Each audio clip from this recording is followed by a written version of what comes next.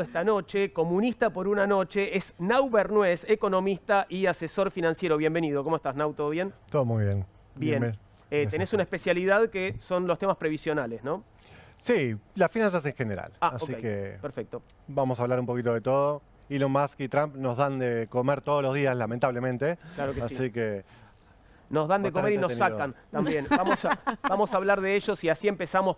Ves como que se mueren de ganas todos de hablar de Donald Trump y de Elon Musk. Así que va a ser el primero de nuestros temas. Ayer le dedicamos un buen rato, pero esta novela te da, bueno, acontecimientos y capítulos nuevos todos los días. Vamos a verlos allí. Mirá. Elon Musk pensaba que Trump era Milei y Trump es peronista. Ok.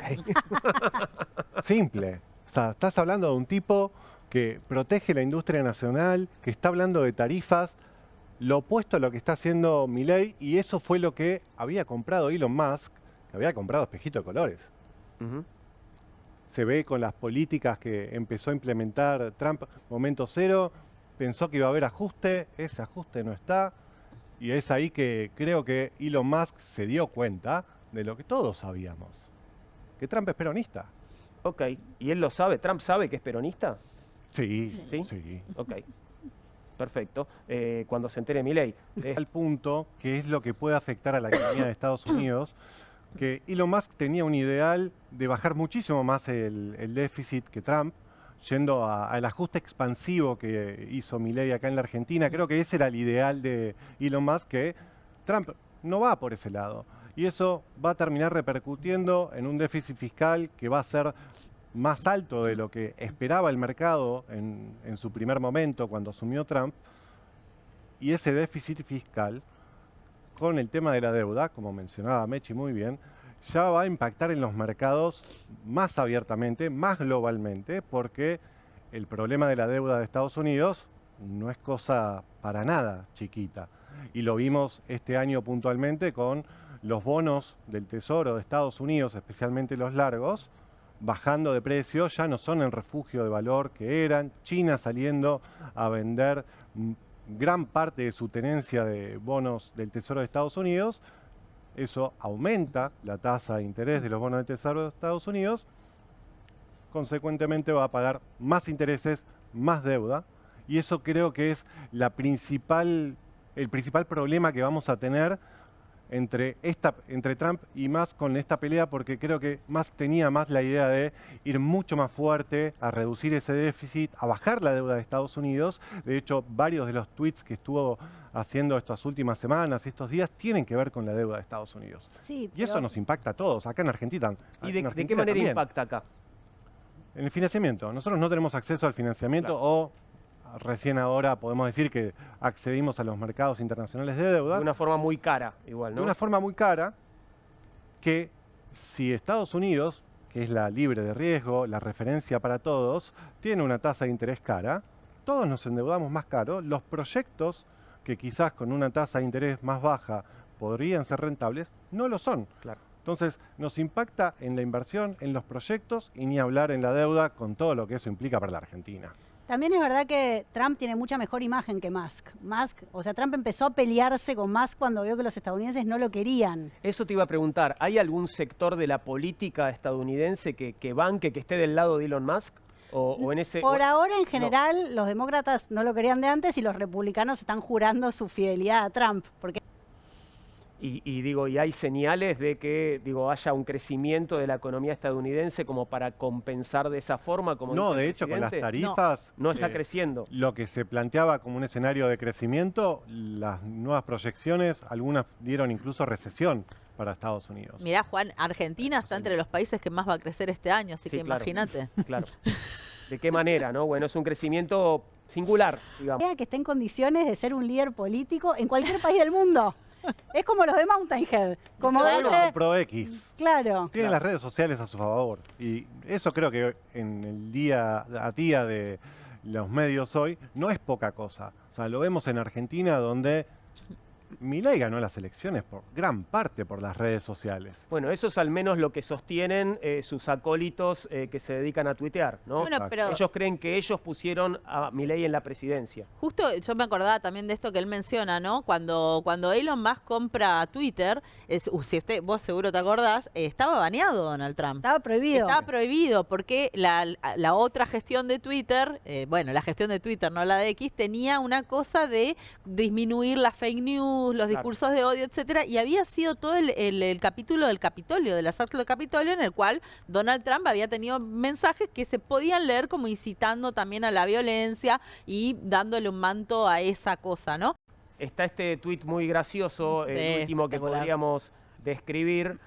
Bien, ahí tenés Elon Musk reposteando un posteo que pone una pulseada entre Elon tomando ketamina, ustedes corríjanme si lo traduzco mal, Trump que está en la lista de Epstein y en el medio los usuarios activos de X. No entiendo cómo juega esto en el medio porque la pulsean Elon en ketamina y Trump en la lista de Epstein. Y ahí que decidiendo... Como que todavía no está claro, definido no para sabés quién para gana. qué lado, claro, ¿Qué de qué es lado peor? te Los quedás. usuarios ¿Qué de es X se peor? divierten.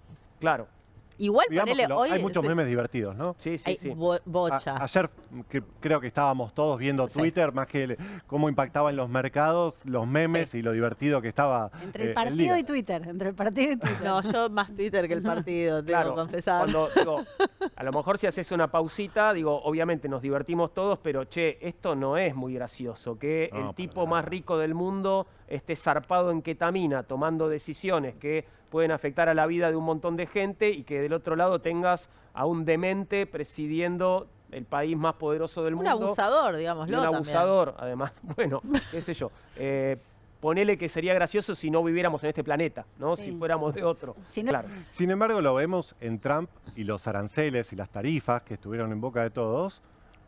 Estaba insultando al primer ministro chino y después se juntaba con él, le decía que era una persona muy inteligente, que era un gran negociador, se arreglaba, lo mismo hacía con la Unión Europea, con lo cual la palabra de Trump últimamente parece no valer mucho y mismo el mercado lo tomó así con esto de las tarifas. Yo creo que en ese sentido, por más allá de las cosas que haya dicho Elon Musk estos días, si a Trump le conviene acordar y amigarse con Elon Musk, lo va a hacer, Para volver al imaginario peronista, pega y después negocia. sin duda. Ok.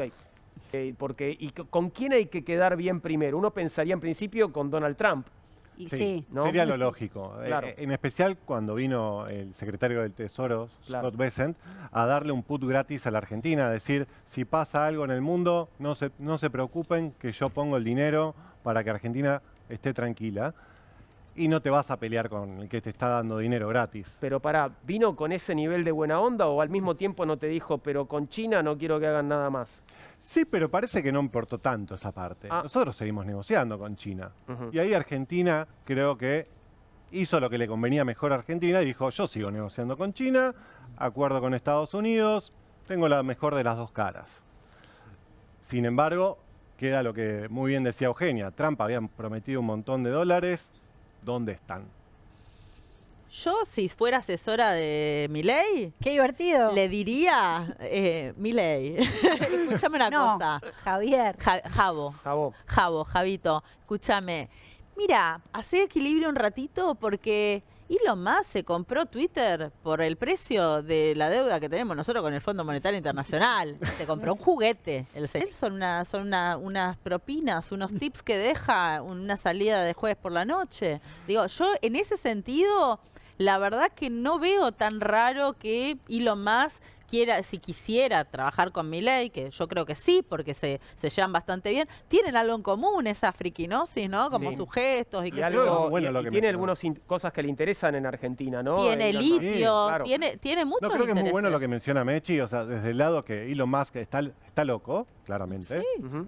y esa locura con nuestro querido presidente quizás puede llegar machear, a ser, como puede se dice. machear, porque, ¿qué es lo que, por eso decía el chiste de Trump es peronista, Elon Musk no lo es, y está mucho más alineado con las políticas Seguro. económicas, sociales de Milei. Sí. Y creo que a la Argentina le vendría muy bien que Elon Musk sea amigo de Milei, venga de hobby a poner una Gigafactory de Tesla y ponga 5.000 millones de dólares en esa Gigafactory. Entonces, es muy bueno el punto de Mechi. Te cambié el punto, ¿ves? Es muy bueno, es muy bueno. Lo convertimos en comunista posta hoy. Yo vengo fantaseando hace un par de días con que Elon Musk sea el nuevo Fede Sturzenegger, pero eso es mucho pedir, ¿no? No, Nau Bernué fue convocado, de hecho, para hablar de este tema, más allá de que estuvimos hablando hasta ahora de la pelea entre Trump y Musk. ¿Qué endeblez o qué fortaleza le ves al sistema jubilatorio argentino y qué perspectiva hacia adelante podríamos tener? Fortaleza. Pregunté, ¿endeblez o fortaleza? No sé. Dame un poco y un poco. No tiene. Fortaleza no tiene. No. Sin Ok. palabras. Sin Ok. palabras. Bueno, hablame de la debilidad entonces y de la cuándo debilidad- podría colapsar, en todo caso. En realidad ya colapsó el Bien. sistema previsional argentino, pero no es un problema solo de Argentina, sino del mundo, como Sí. muy bien decías antes, ¿no? Solo que en Argentina todo se exponencia porque somos Argentina. Ujú. ¿Sí? Y también algo muy arraigado todavía hoy en la actividad económica de Argentina es que son muy pocos los aportantes al sistema previsional. La mitad de la economía está en negro, con lo cual la mitad de la gente no aporta al sistema previsional. ¿Cómo vamos a sustentar a los jubilados si la mitad que trabaja no aporta y encima cada vez son menos los que aportan porque baja la tasa de natalidad? Entonces, Perdón, pero porque ahí hay un punto, ¿no? Digo, cada vez son menos los que aportan porque baja la tasa de natalidad, pero también los aportes los hacen los empleadores, ¿o no? Entonces, sí, en Argentina principalmente lo hacen los empleadores, pero lo hacen sobre el empleo en blanco. claro. Bueno, pero por eso digo, ahí también hay una cosa, hay veces que se pone el peso como si fuera que el trabajador no quiere aportar, Exacto. ¿no? Cuando No en tiene realidad mucha opción. no tiene mucha opción, porque un chabón que trabaja en una aplicación al que no le el algoritmo no le hace los aportes, está complicado también. Igualmente en la Argentina también el sistema previsional se financia con impuestos como el IVA, ¿no? Como que hay otras fuentes, no es solamente No solamente el aporte los de los trabajadores activos, pero obviamente hay una idea de que tiene que haber una fórmula sostenible y que esa fórmula sostenible tiene que haber un financiamiento. A mí lo que siempre me causa cosa, ¿no? Es como decir, bueno, estamos atacando el problema por el resultado, ¿no? O sea, el problema es el mercado laboral. Exacto. Es un mercado laboral precario, expulsivo, muy negrero, en donde te cuesta mucho realmente juntar esos años. Yo lo dije varias veces acá, pero solamente una de cada 10 mujeres en edad de jubilarse está cerca de los 30 años de los aportes. Una de cada 10. Quiere decir, el 90% no llega a juntar más de 25 años de aporte y el promedio es de 12 años de aporte que llegan a juntar el 90% de las mujeres. Y los varones no están tan lejos. 3 de cada 10 tampoco va a llegar a los 65 años con los aportes acumulados como para poder jubilarse. Y eso es por el mercado laboral. Entonces digo, cuando ponemos el foco en la moratoria, en los problemas de jubilarte, si vos le sacás todo eso, generás pobreza en adultos mayores, en viejos, ¿no? Eso claro. es un Que tema. ya la tenemos también, ya la por otro tenemos. lado, ¿no? Que ya la tenemos más, pero el problema está del otro lado, ¿no? Es que es como decías también, ¿no? Si no tienen que salir los recursos de otro lado, como puede ser el IVA, los distintos impuestos, y no del mercado laboral. ¿Y eso es viable? Digo, ¿es No. sostenible? Tampoco sostenible. Tampoco sostenible. Yo creo que si le preguntás a cualquier persona medianamente joven en la Argentina si piensa vivir de la jubilación del Estado, si encontrás a alguien que te dice que sí, llévalo al loquero. Claro, lo que pasa nadie es que piensa eso. ¿qué otra opción tendríamos ante además el aumento de la expectativa de vida? Digo, vamos a tener que trabajar todos hasta los 90 años porque de otra forma, digo, ¿y cómo vamos a hacer además para trabajar hasta los 90 años suponiendo que alguien nos contrate o bueno, que todos seamos cuentapropistas ancianos, ¿no? Es como medio Sí, difícil de ahí en imaginar. realidad para mí el punto está en la educación financiera, que creo que debería estar desde los niveles más básicos, ya enseñando a ahorrar, ya enseñando a invertir y ya enseñando a planificar su propia jubilación y no depender de un tercero. Creo que ahí está el principal punto, que muchos de los argentinos, en especial de mi generación, lo hacen porque nadie piensa en el Estado como no, me voy a jubilar y voy a vivir de eso. Sí, pero ¿cuánto gana el trabajador promedio? ¿Cuánto puede ahorrar? Yo estoy de acuerdo con vos en abstracto, pero en concreto, en la Argentina, ¿quiénes tienen capacidad de ahorro? Bien, pero ahí volvemos a parte del problema actual, ¿sí? Y saquemos el problema actual, o sea, veamos las soluciones de base y pensemos hacia el futuro. Es sabido que el salario mínimo en Argentina es inexistente, que la gran mayoría de la población no puede ahorrar. De hecho, hay un tercio de la población bajo la línea de la pobreza. Entonces, ¿de qué estamos hablando cuando hablamos de dejar ahí un manguito extra apartado para dentro de 30 años? Parece una locura.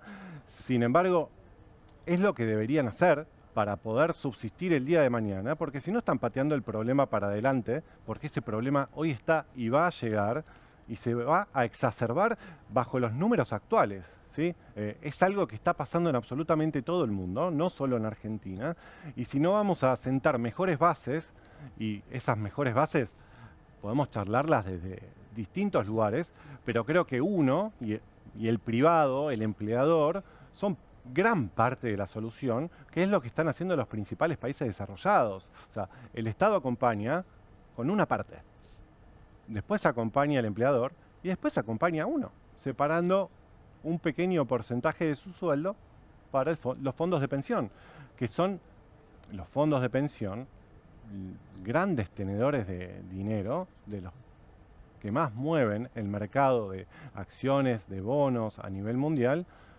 justamente por esto, porque la jubilación de los principales países desarrollados está en los fondos de pensión.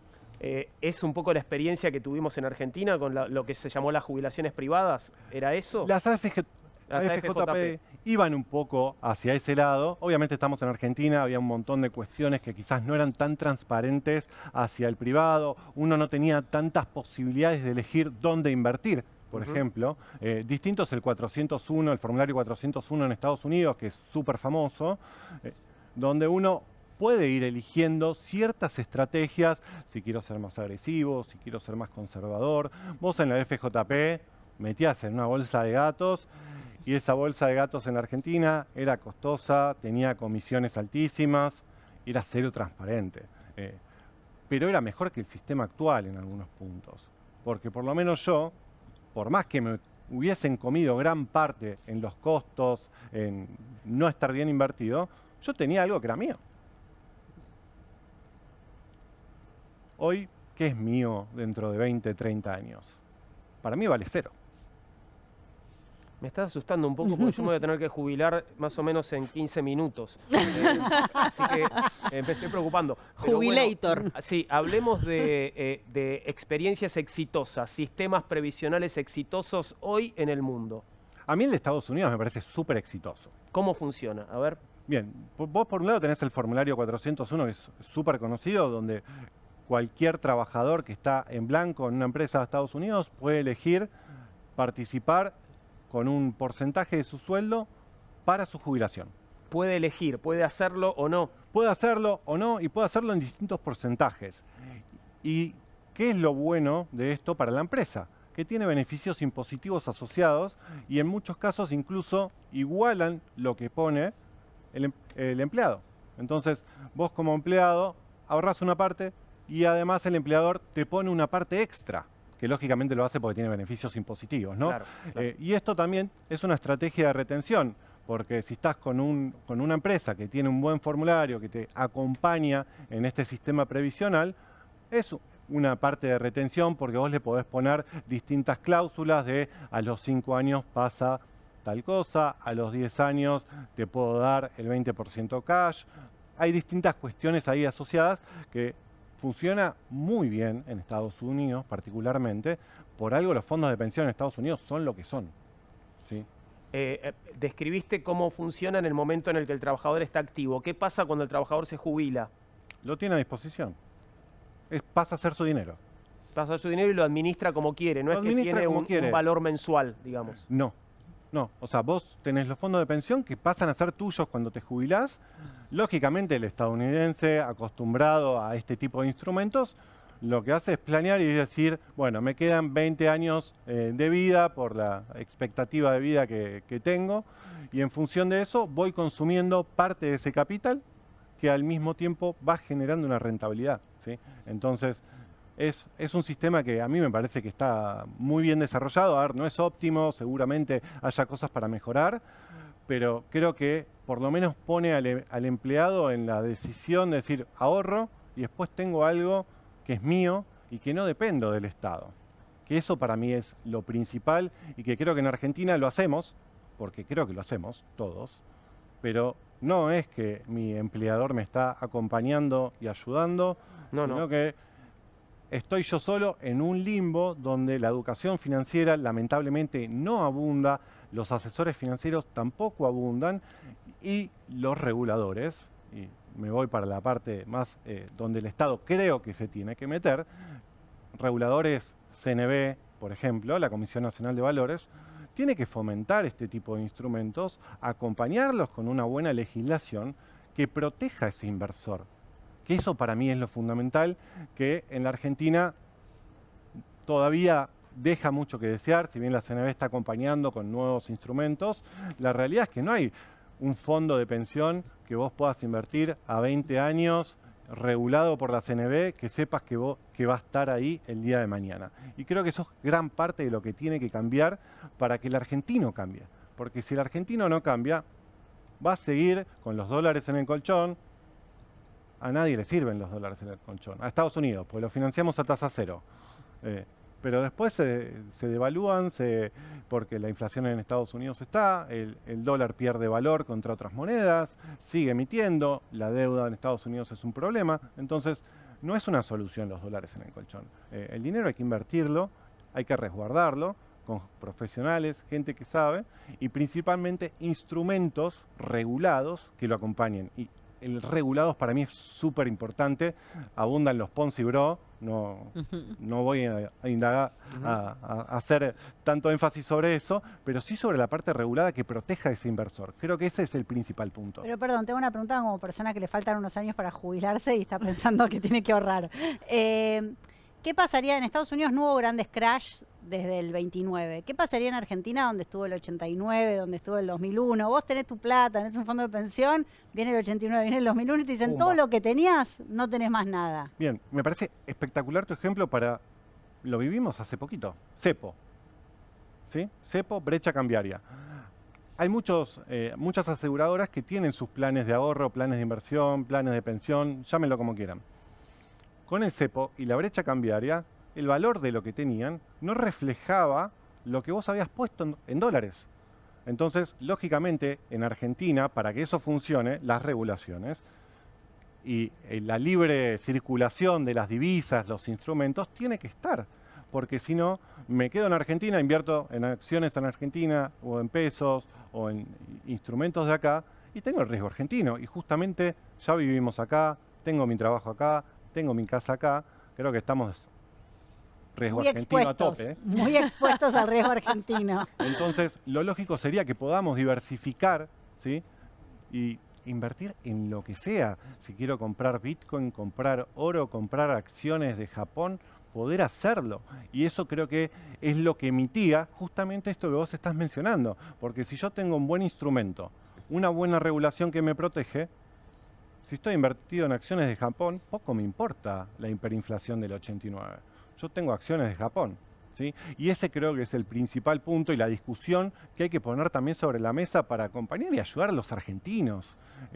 Creo que acá mucho se dice siempre, no, pero estás invirtiendo afuera, la estás fugando. No, yo estoy protegiendo mi capital, mis intereses y tratando de hacerlo mejor para mi yo de mañana. Entonces, acompañen a ese inversor desde el Estado, desde las regulaciones, para que esté protegido. Simple. ¿Qué opina, Mechi? ¿Qué opina de esto? Mira, yo con respecto a la educación financiera coincido, creo que no hay, y creo que también eso ha sido un cambio en las nuevas generaciones, ¿no? Que digo que decimos los cripto bro y todo esto, pero quiere decir que están están pensando en guita, ¿no? El hecho de que no llegues a fin de mes, de que no te alcance la plata y no sé qué, te hace pensar en guita y no tiene que ver para mí con un materialismo y con una cosa de no sé qué, sino que tiene que ver con las necesidades que pasas. Y tener opciones y poder, viste, no sé, cobrás y el 15 cobrás el 1, el 15 tenés para algo, hasta el 15 poder juntar plata con un fondo de inversión, digo, son cosas básicas que yo, por ejemplo, a mis amigos les voy diciendo, ¿no? Pues digo, no pagues el día que cobrás, pagá el día que te vence y vos esos 15 días estás ganando un poquito de plata con tu propio sueldo. Digo, esas cosas me parece son relevantes. Ahora, me cuesta más todo lo otro, ¿no? Pensarlo, porque también, viste, no sé, vos decías planificar. Hoy es planificar tu propia miseria. Digo, hoy es planificar, bueno, voy a dejar de comprar voy a pasarme a la tercera, cuarta, quinta marca, voy a dejar de comer carne, voy a dejar de tomar leche, voy a dejar de comer huevos, voy a dejar de comer verdura para guardar algo. Y queda tan lejos, digo, que en ese sentido, pero digo, no porque esté en contra de pensar estas soluciones, sino porque el presente es tan agobiante para la mayor parte de las familias argentinas que es muy difícil que vos le pongas a alguien un horizonte tan largo, ¿no? En el medio, como dice Eugenia, siempre tenés además para atrás la mirada de todas las crisis. Entonces, yo insisto con que, no le quiero esquivar el tema de las pensiones, pero digo, el problema fundamental está en el mercado de trabajo. Y si nuestra vida se va a alargar, mejor tener más tiempo libre al final de la vida. ¿Por qué tenemos que ampliar los años que trabajamos? ¿Entiende? Porque para juntar plata, para que el sistema funcione en los tiempos viejos, yo creo que ahí es donde nos falta pensar en cosas. Nos extiende el plan de vida, bueno, tenemos más tiempo para el fin de nuestras vidas estar disfrutando el ocio, no hay tanto trabajo, bajar la jornada laboral, repartición de... Digo, hay otras formas de pensar los problemas del mercado laboral que parecen muy utópicas, pero también son muy utópicas esta forma de pensar en planificar el futuro con la rentabilidad atada al yuan o al dólar, ¿no? En un mercado tan volátil como el que tenemos Argentina, con pocos instrumentos. Entonces, digo, para utopías, yo tengo unas utopías un poco más de terminar, que no me suban el horario de la jubilación. Yo quiero también esos 15 minutos, no quiero que me lo pasen a más, no quiero que a las mujeres nos lleven a los 65, no quiero que a los varones los lleven a los 70. O sea, a mí me gustaría terminar a los 60, poder dedicarme a descansar un poco, hacer cosas que uno posterga. Y si uno está bien de salud, mejor. Antes la gente llegaba más baqueteada a los 60. Digo, bueno, eso me gustaría pensar más que, viste cómo están estos alargando los planes de laburo. ¿Y qué va a pasar en Argentina? Digo, porque hay un pedido del Fondo Monetario Internacional, ¿no? Con respecto al sistema previsional en nuestro país. No sé cuáles son los detalles, pero me imagino que no debe ser un plan muy bueno ni para los trabajadores activos ni para los pasivos. ¿En qué consiste ese pedido del Fondo Monetario? Y el FMI tiene la mirada de alargar la edad para los varones y las mujeres. También hay un sistema mixto. Yo no sé, que sería mixto como algo más parecido a lo que describía Nau. Digo, esas cosas, la verdad que no sé porque no está la letra. Lo que ellos sí no quieren, por ejemplo, es la moratoria. El miércoles se votó en el Congreso de la Nación la extensión de la moratoria por 2 años más, como un parche, mientras nadie se resuelve el problema de fondo, una recomposición del haber jubilatorio. Pero lo cierto es que hoy son 250.000 personas que no se pueden jubilar por la caída de la moratoria. El año que viene van a ser otras 250 y si pasamos 3, 4 años vamos a tener 1 millón de personas que no se pudieron jubilar por la caída de la moratoria. Tuvo su encuentro. ¿Qué onda este acuerdo entre las petroleras argentina e italiana? ¿Qué perspectiva puede haber ahí? Porque se habla de que podría exportar una cantidad enorme durante los próximos 20 años Argentina-Italia, ¿no? Sí, YPF, vaca muerta, ¿no? La joya de la corona en boca de todos y que todo el mundo quiere.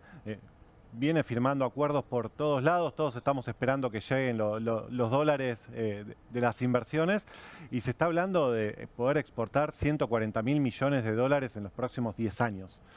140.000, ¿sí? O sea, son 4 veces las reservas del Banco Central hoy. A lo largo de 10 años, ¿no? A lo largo de 10 años. Son 14.000 por año, ¿no? Digamos, si lo dividimos por 10, así ¿no? es. Con lo cual, los números que maneja Vaca Muerta son gigantes, por eso el interés de todas las petroleras del mundo en los buques de GNL para poder exportar el gas de vaca muerta principalmente. ¿Sí? Esto igual entiendo es una especie de acuerdo preliminar, ¿no? Lo que se Sí, firmó. la realidad es que YPF y la Argentina vienen firmando muchos acuerdos preliminares. En su momento estuvo el puerto que perdió Bahía Blanca, que había ganado Río Negro, que estaba Petronas, que iban a poner 30.000 millones de dólares. Y perdimos todos al final. Ahora perdimos todos, pero ganamos buques. Ah, Así que...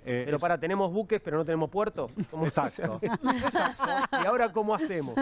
Exacto, porque En bote lo mandamos. se planteaba el puerto como para poder hacer una planta de GNL Ujú. cerca del puerto y sacarlo ahí, y ahora se va a liquificar, Ujú. si no lo digo mal, directamente los buques, que dicen que es más óptimo. Bien. No sé tanto de petróleo como para saber si me están mintiendo o no, pero parece que los buques sería lo que todos están buscando y por lo que se están haciendo los diversos acuerdos con las principales petroleras del mundo. Yo tengo una que es medio chiste interno, pero lo voy a hacer igual porque no puedo, si no es viernes además. Por favor. ¿Viste los pantalones de Georgia? ¿Querés ver los míos? Creo que comparten tilista con vos. Sí, claramente. Estoy tentado de desfilar, ¿eh? No me hagas desfilar. Comparte estilista con Juan Di Natale, la Quieren señora desfilo, Georgia. para verlo a Milei. No sé si era con Libra, pero bueno, esto que decís también lo habíamos planteado en el transcurso de la semana, ¿no? Que digo, no hay incomodidad en volver a vincularse en un evento asociado a criptomonedas después del escándalo Libra. Digo, no. Es raro, ¿no? Ujú.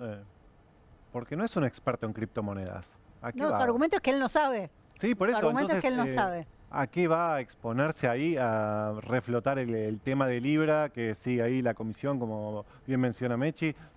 Parece como innecesario, ¿no? Ese error no forzado, como dice él, ¿para qué volverlo a poner sobre la mesa?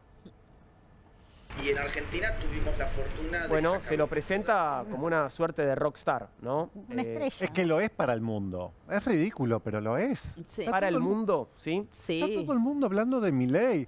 Claro, Yo sé pero que a nosotros nos parece raro porque somos Argentina, estamos en el culo del mundo, pero lo tenés en Australia, que hablan de Milei, hablando en el Reichstag en Berlín de Milei. En todos lados hablan de Milei. pero ¿de qué manera? Porque una cosa es que hablen de Milei y otra es que admiren a Lo Milei. llevan como ídolo. Bueno, Ídolo. no Bueno, todo, pero- no todo Pero el es la, mundo, son la- obviamente. es la ultraderecha, digamos. Bueno, es un ídolo de la ultraderecha. En muchos países dicen, necesitamos un Milei acá, y lo usan de ejemplo para sacar el déficit fiscal puntualmente. Es lo que se conoce, no es que se conoce mucho. Cuando indagás sobre qué es, sobre lo que se conoce de la parte económica, financiera, de lo que hizo el equipo económico, no saben nada, saben motosierra. Claro. Compraron la motosierra y el Rockstar. Sí, además también, yo digo, la comunicación internacional de Milei funciona porque llegó muy lejos y hay mucha gente que conoce por lo menos eso, la motosierra, el ajuste y 3 palabras más.